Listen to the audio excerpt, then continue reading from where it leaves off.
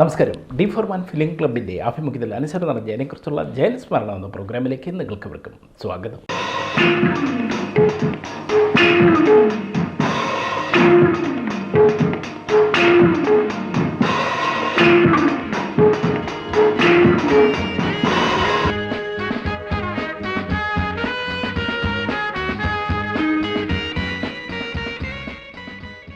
ഇന്ന് ജയൻ സ്മരണയിൽ തിരുവനന്തപുരം ജയൻ കലാ സാംസ്കാരിക വേദിയുടെ ആഭിമുഖ്യത്തിൽ നടന്ന ജയൻ സ്മൃതി 2021 രണ്ടാമത്തെ എപ്പിസോഡാണ് ഇന്ന് നിങ്ങൾ കാണുന്നത്. അപ്പോൾ ഈ ചാനൽ കാണുന്ന എല്ലാ പ്രിയ പ്രേക്ഷകരും ഈ ചാനൽ കൂടി സബ്സ്ക്രൈബ് ചെയ്യണം. ഇതിന് തൊട്ടു മുമ്പുള്ള എപ്പിസോഡും കണ്ടെങ്കിൽ മാത്രമേ ഇതിൻ്റെ പൂർണ്ണത നിങ്ങൾക്ക് ലഭിക്കുകയുള്ളൂ. ഇന്ന് ജയൻ സ്മൃതിയിൽ ബഹുമാനപ്പെട്ട ഡോക്ടർ ജോർജ് ഓണക്കൂർ സാറും ബഹുമാനിയ ഭക്ഷ്യ പൊതുവിതരണ വകുപ്പ് മന്ത്രി ശ്രീ G.R. അനിൽ സാറുമാണ് ഇന്നത്തെ ഈ എപ്പിസോഡ്. ജയൻ കലാ സാംസ്കാരിക വേദി നമ്മുടെ തലസ്ഥാന നഗരിയിൽ സവിശേഷമായ ചില സാംസ്കാരിക പ്രവർത്തനങ്ങൾ നടത്തുന്ന, ചലച്ചിത്ര രംഗത്ത് പ്രവർത്തിക്കുന്ന മഹത് പ്രതിഭകളെ ആദരിക്കുന്ന ഒരു കലാസംഘടന എന്നുള്ള നിലക്ക് ഒരു പുതിയ പ്രകാശമായി, ആകർഷണമായി ഇപ്പോൾ പ്രവർത്തിച്ച് വരുന്നു എന്നുള്ളത് അതിനോട് ബന്ധപ്പെട്ട ഒരാൾ എന്നുള്ള നിലയ്ക്ക് വലിയ സന്തോഷം തരുന്നു എന്ന് ഞാനിവിടെ സൂചിപ്പിച്ചുകൊള്ളട്ടെ. കഴിഞ്ഞ വർഷം ഈ വേദിയിൽ വെച്ച് നമ്മൾ പ്രിയപ്പെട്ട നമ്മുടെ നെടുമുടി വേണുവിനെ അവാർഡ് നൽകി ആദരിക്കുകയുണ്ടായി.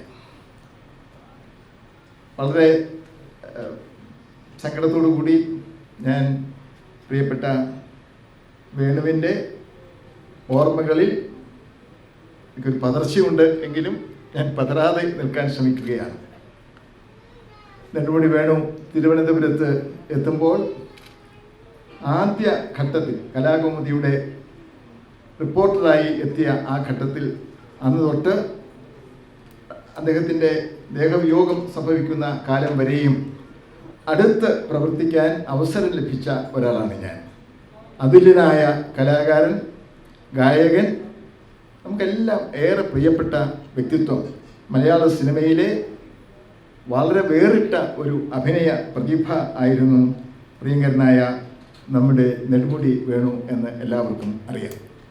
വേണുവിൻ്റെ സ്മരണയ്ക്ക് മുന്നിൽ ആദ്യമായി ഞാൻ ആദരാഞ്ജലി അർപ്പിക്കുന്നു. ഇന്ന് ഈ വേദി സമ്പന്നമാകുന്നത് നമ്മുടെ ഹൃദയത്തിൽ എപ്പോഴും ഇടമുള്ള വളരെ ശ്രദ്ധേയനായ സവിശേഷമായ അഭിനയ പാടവം കൊണ്ട് നമ്മുടെ എല്ലാം ഹൃദയം കവർന്ന് എടുത്ത പ്രിയപ്പെട്ട ഇന്ദ്രൻസിനെ ആദരിക്കുന്നതിലൂടെയാണ് എന്ന് നിങ്ങൾക്ക് എല്ലാവർക്കും അറിയാം. ഇന്ദ്രൻസ് എൻ്റെ പ്രിയ സഹോദരൻ ആണ്. എനിക്കങ്ങനെ പറയാനാണ് ഇഷ്ടം. ചലച്ചിത്ര രംഗത്ത് പ്രവേശിക്കുന്നതിന് മുമ്പ് തന്നെ വളരെ അടുത്ത ഒരു കുടുംബ സുഹൃത്ത്, സ്നേഹിതൻ എന്നുള്ള നിലയ്ക്ക് പ്രിയപ്പെട്ട ഇന്ദ്രൻസ് എന്നോട് വളരെ സ്നേഹവും ഔദാര്യവും കാണിച്ചിരുന്ന വ്യക്തിയായിരുന്നു എന്ന് ഞാൻ പറഞ്ഞുകൊണ്ട് അതിപ്പോഴും അതുപോലെ തന്നെ തുടരുന്നുണ്ട് എന്നാണ് എനിക്ക് പറയാൻ ഇഷ്ടം. നമ്മളെല്ലാം അത്ഭുതപ്പെടുത്തിക്കൊണ്ടാണ്, സപ്തരാക്കിക്കൊണ്ട് എന്ന് പറയാം.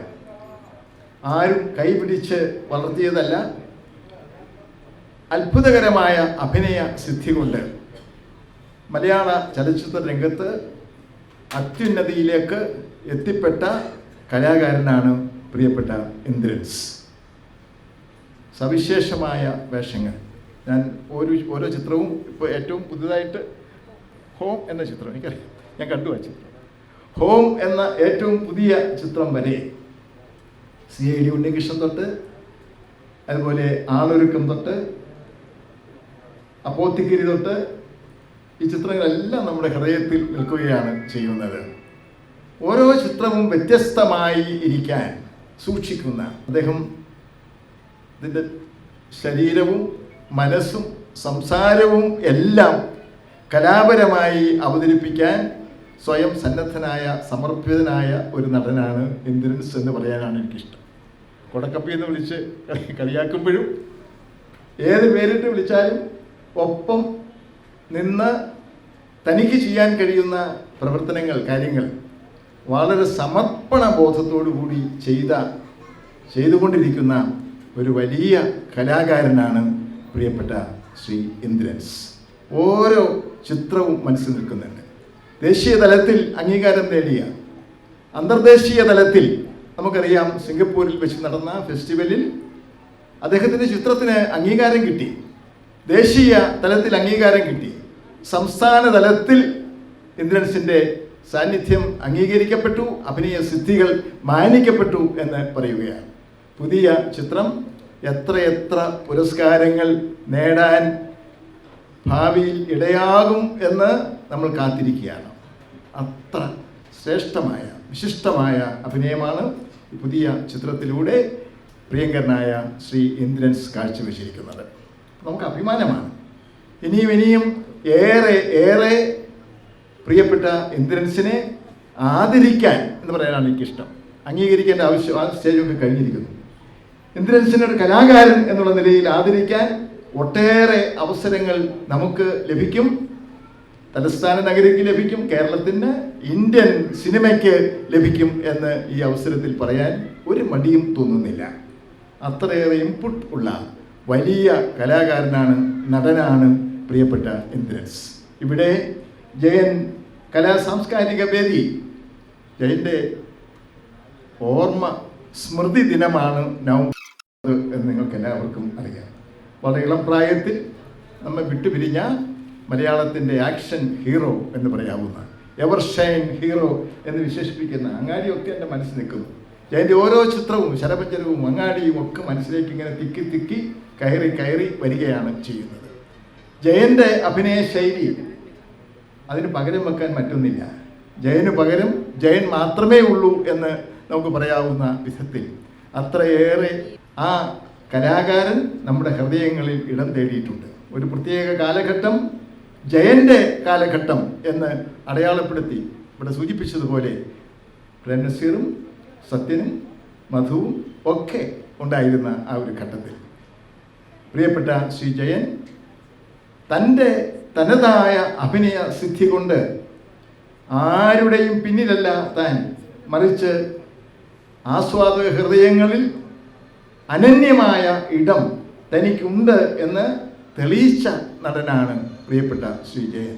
വളരെ വേദനിപ്പിക്കുന്ന ഒരു അന്ത്യം എന്ന് ഞാൻ പറയട്ടെ. വ്യക്തിപരമായി ദേഹവിയോഗം ആ കലാകാരനുണ്ടായി എന്നുള്ളത് തീർച്ചയായും ഇപ്പോഴും തണുക്കാത്ത ദുഃഖത്തിൻ്റെ കനലുകൾ നമ്മുടെ മനസ്സിൽ എരിഞ്ഞുകൊണ്ടേയിരിക്കുന്നു എന്ന് പറയാൻ എനിക്ക് തോന്നുന്നു.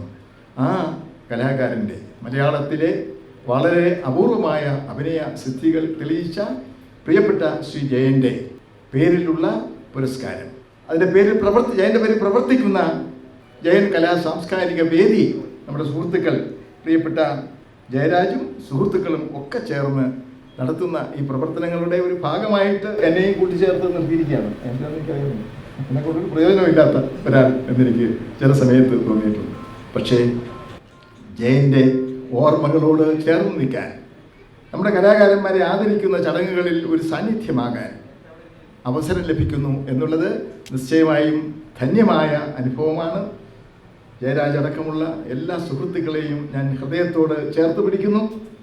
പ്രിയപ്പെട്ട ജയൻ്റെ സ്മരണയ്ക്ക് മുന്നിൽ ഈ സ്മൃതി ദിനത്തിൽ ഞാൻ സ്നേഹാഞ്ജലി അർപ്പിക്കുന്നു.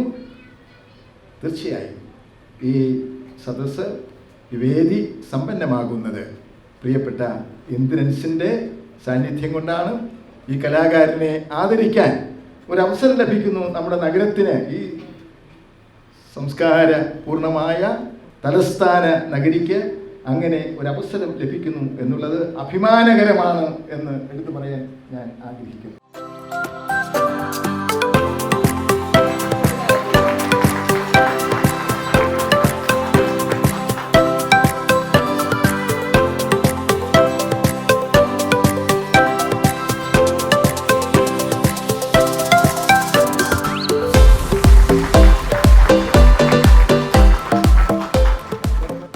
അവാർഡിൻ്റെ ജേതാവ് ശ്രീ ഇന്ദ്രൻസ്, മറ്റ് പ്രിയ സുഹൃത്തുക്കളെ, ജയൻ കലാ സാംസ്കാരിക വേദി കഴിഞ്ഞ വർഷങ്ങളെപ്പോലെ തന്നെ ഇത്തവണയും ശ്രീ ജയൻ്റെ ചരമദിനമായിട്ടുള്ള നവംബർ 16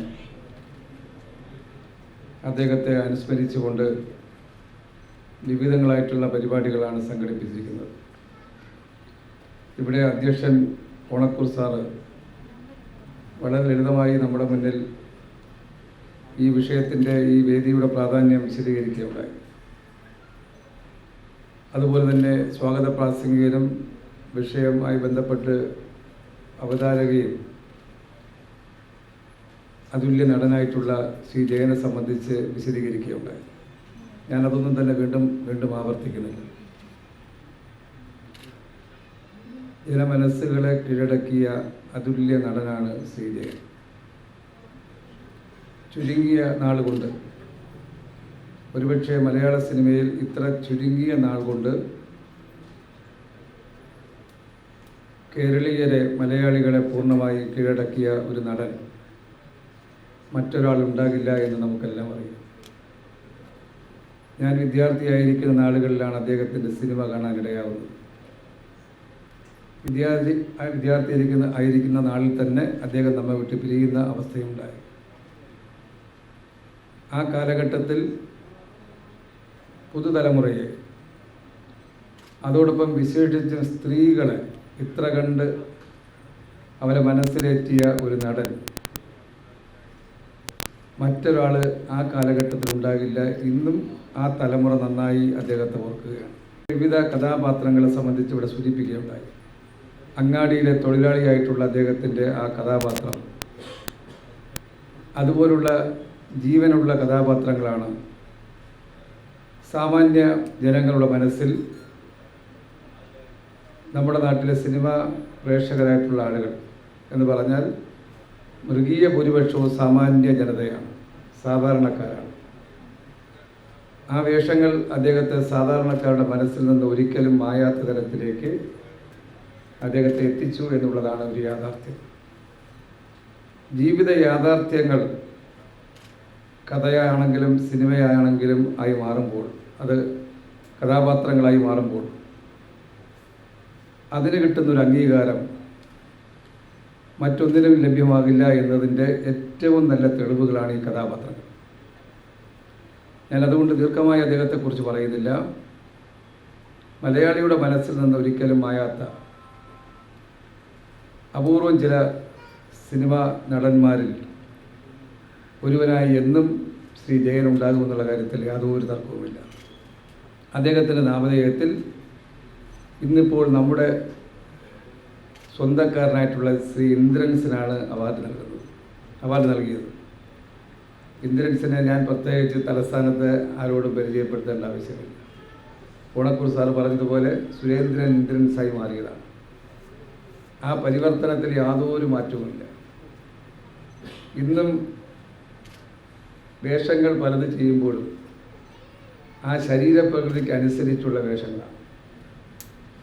അതുകൊണ്ടാണ് ഇപ്പം നമുക്ക് നമ്മുടെ ശരീരത്തെക്കാൾ വലിയ വേഷം കിട്ടിയാൽ ഒരിക്കലും ആളുകൾക്ക് ഇഷ്ടപ്പെടില്ല, നമുക്കും അത് പൊരുത്തപ്പെടും. എന്നാൽ ശ്രീ ഇന്ദ്രൻസിൻ്റെ പല കഥാപാത്രങ്ങളും ശരീരത്തിനനുസരിച്ചുള്ള കഥാപാത്രങ്ങളാണ്. ആ ശബ്ദം തന്നെ അതിനനുസരിച്ചുള്ളതാണ്. അപ്പോൾ ഇതെല്ലാം കൂടെ ഒത്തുചേർന്ന ശ്രീ ഇന്ദ്രൻസ് മഹാനായ ഒരു നടനായി മാറിക്കൊണ്ടിരിക്കുകയാണ്.